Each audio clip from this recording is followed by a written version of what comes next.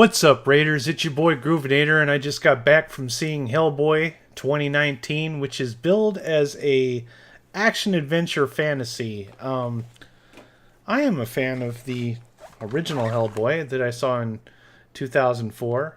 Mostly like this movie because it was very different. It seemed kind of dark. It seemed kind of a cool concept of monsters fighting monsters, and I even bought this animated thing. You have to remember that back in 2004, comic book movies were not a regular thing. It was kind of new. It was a new flavor, and it was something that I was really excited about because either you watch movies or you read comic books. You don't always necessarily do both, but some of the stories in comic books have made for interesting movies, and a lot of interesting movies and interesting movie franchises have been built on comic books. But that does not necessarily mean that people have to read comic books in order to enjoy the movies. When comic book movies came back in the 90s, most of the time they had to be kind of cheeky, tongue-in-cheek, goofy, because comic books are silly. They're for kids. No adult could ever possibly take them seriously. So they had to kind of be dumbed down and be kind of, tongue-in-cheek humor, silly, so to speak. They could be kind of dark, but most of the time they were silly. They were campy. That's the word I was looking for. I had to think about that for a second. So now we're in 2019, and comic book movies are the norm, and I know you're probably thinking, okay, Groovinator, why would you go see a comic book movie if you don't read comic books? Because I don't. I'm not really into comic books. I mean, seriously? All right. Just today, I saw Hellboy at the same theater where Shazam and Captain Marvel are playing, less than 2 weeks away from Avengers Endgame. This is the time we live in now. This is the century we live in, where comic book stories are the movies. So either you accept these things or you don't see any movies. And don't frickin' tell me that people have read the comic books or understand the comic books, because I guarantee that every time a bell rings, a comic book store has closed down in your neighborhood. You probably don't even know about it. Nobody is frickin' buying comic books. Get off my lawn with that trash. I will not hear it. I did not read the Hellboy comic books. Like I said, I enjoyed the movies. I even played the crappy game on the PS3. I thought it was kind of cool. I like playing Hellboy in the fighting game. What is the name of it? I can't think of it. Oh, God. The DC one. Infamous? No, not Infamous. Injustice 2. Yeah, you can play as Hellboy in Injustice 2. I like playing as him on that game. So I was cautiously optimistic about this movie, and I have to admit that I was very disappointed that there was not going to be a Hellboy 3 after Hellboy 2, which I thought was wonderful. I went and saw it, I enjoyed it. I bought it the day it came out on Blu-ray, and I wanted to see how it wrapped up because it kind of ended on a cliffhanger. And honestly, I thought that Ron Perlman was magnificent in that role. He owned that role. He was made to wear that makeup. He was Hellboy, all right? I was very disappointed that Guillermo del Toro was given the cold shoulder and they decided to reboot it. I'm not against David Harbour. I like the guy, okay? And then that first trailer came out, and it was like, oh, wow, yeah, I don't know about that. And I hated that first trailer. I absolutely hated it. And then the second trailer came out, and I thought, okay, I kind of like where they're going with this. Things could possibly happen, right? So I was excited. I said, I'll give it a try, all right? Still disappointed about the Ron Perlman thing. Still think it was bad that you didn't give Guillermo del Toro his chance, but hey, it is what it is. I'm going to go check it out. So I see this movie, and first of all, David Harbour looks really weird in this makeup. He looks like Ron Perlman went out and got hooked on heroin and has been abusing drugs for like the last couple years, and he's in a really dark spot. Got kind of scars on him, kind of like a ghetto version, whereas Ron Perlman really looked like he was tough, badass, and kind of a guy that was basically wrestling with, the fact that he's a demon, but he wants to be a good guy. And that was kind of what the biggest charm about the original movie is, that, the whole concept of a demon trying to be good. You know what I mean? He wanted to be a good guy. He had the power to help mankind, decided to do that. It's a really good classic, like, I don't know, comic book story arc. They tried to do that in this movie a little bit. I'm not so sure if it worked as well.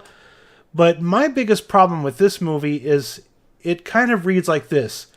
Massive exposition dump, action. Massive exposition dump, action. Massive exposition dump, action. Oh, here's this character. Massive expedition flashback. Massive exposition flashback. It just goes on and on and on. It's almost like you took all of Mike Mignola's comic books, wadded them up, shoved them down my throat, and then hit a sledgehammer down my throat, just trying to shove all of this information into me into a 2-hour movie. And it sucks like that, because there are aspects of this movie that could have been good. There was definitely some really good chemistry between, I have to pull up the IMDb page because I'm terrible with names, but Ian McShane as Professor Broom and David Arbor had very good chemistry.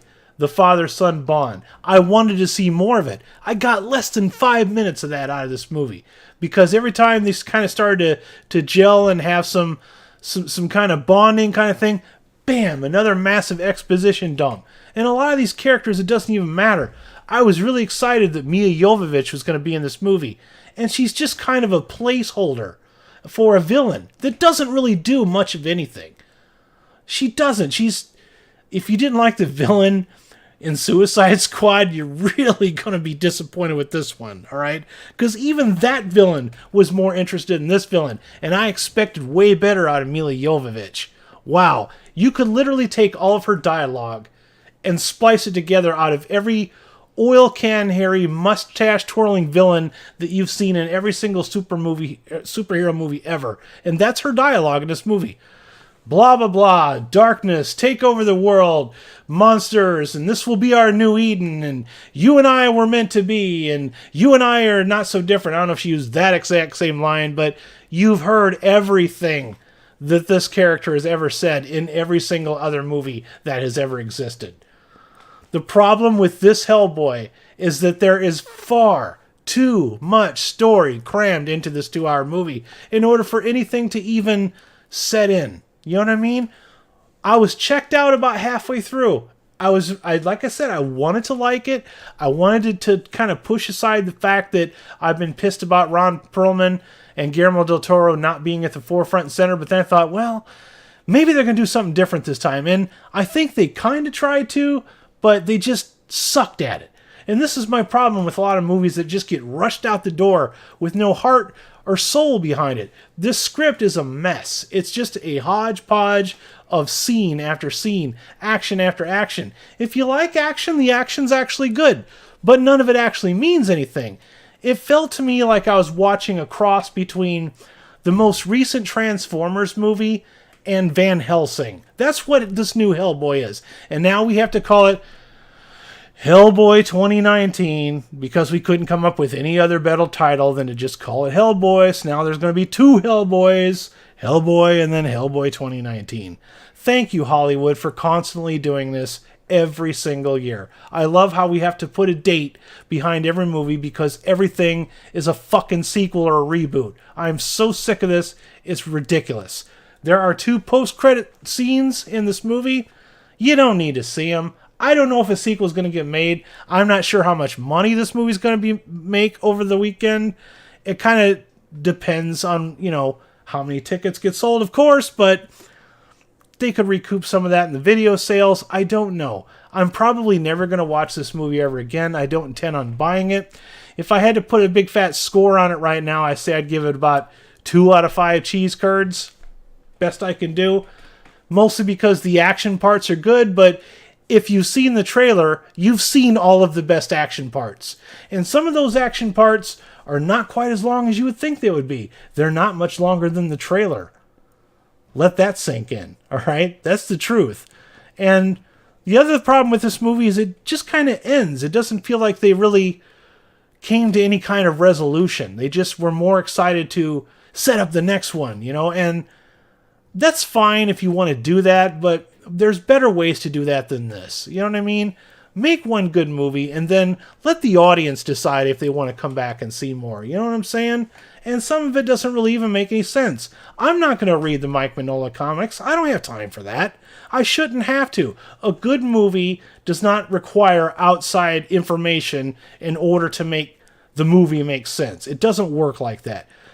Hellboy, the one that was made in 2004, worked because it was a simple story that they were able to build on and make you appreciate the characters. You saw everything through the eyes of an agent who had just joined the Bureau of Paranormal Research and Development, BPD.